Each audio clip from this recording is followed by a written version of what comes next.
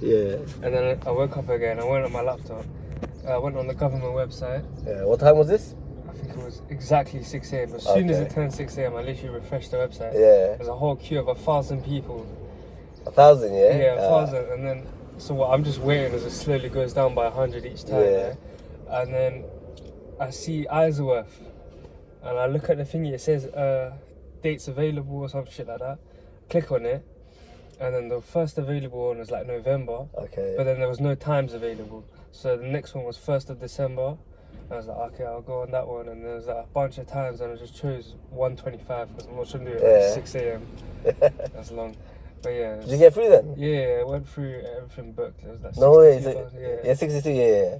So you got one in 6 months' time now? Yeah, That's sick, bro. That's sick. Trust me. People Yeah. can't even get a day, man. Yeah, man. So Monday morning, 6 o'clock. That was my first ever try. Yeah. Wicked, man. Congrats, bro, man. That's it, man. That's all we wanted, man.